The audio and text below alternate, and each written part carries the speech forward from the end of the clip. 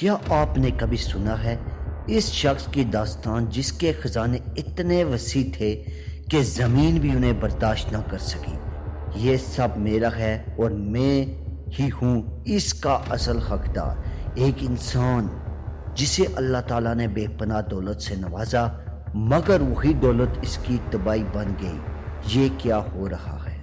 یہ ہے قصہ قارون، ایک عبرت انتباہ اور ایک ایسی کہانی جو ہر زمانے کے انسان کے لیے سبق ہے۔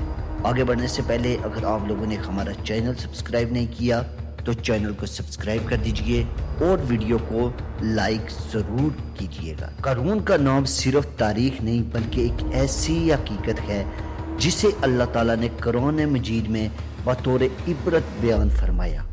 ہم نے قارون کو زمین کے وہ خزانے دیے جن کی چابیاں اٹھانے میں ایک طاقتور گروہ بھی مشکل محسوس کرتا تھا۔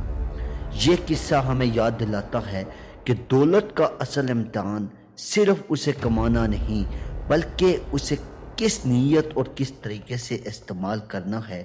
قارون نہ صرف بنی اسرائیل کے امیر ترین شخص تھے بلکہ وہ حضرت موسیٰ علیہ السلام کے چاچا زاد بھائی تھے۔ وہ نہایت حسین اور خوبصورت انسان تھے، یہی وجہ تھی کہ بنی اسرائیل کے لوگ انہیں بہت عزت و احترام دیتے تھے۔ وقت کے ساتھ ساتھ قارون کی دولت میں اضافہ ہوتا گیا اور وہ اپنی قوم کا سب سے امیر انسان بن گیا۔ اس نے کہا، یہ دولت میری اپنی محنت کی کمائی ہے، میں اسے جس طرح چاہوں خرچ کروں۔ اس کے الفاظ میں وہ تکبر تھا جو انسان کو اللہ کی یاد سے غافل کر دیتا ہے۔ قارون نے وعدہ کیا تھا کہ وہ اپنے مال کا ایک حصہ زکوٰۃ کے طور پر دے گا، لیکن جب اس نے حساب لگایا تو رقم اتنی بڑی نکلی کہ اس کے دل میں لالچ پیدا ہو گیا۔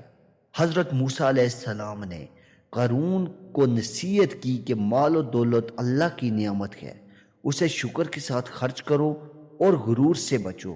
لیکن قارون نے ایک نہ سنی، اس نے اپنی دولت کو اپنی شان اور طاقت سمجھا۔ پھر ایک دن اللہ کا عذاب آیا، زمین کا سینہ پھٹ گیا اور قارون اپنے محل اور خزانوں سمیت زمین میں دھنس گیا۔ نہ کوئی چیخ، نہ کوئی پکار، صرف خاموشی اور ایک عبرت ناک منظر۔ یہ کہانی ہمیں یاد دلاتی ہے کہ دولت صرف دولت نہیں بلکہ ایک امتحان ہے۔ اگر انسان اس کا شکر ادا کرے اور اسے اللہ کے راستے میں خرچ کرے تو یہ برکت بنتی ہے، ورنہ یہی دولت انسان کی تباہی کا سبب بن جاتی ہے۔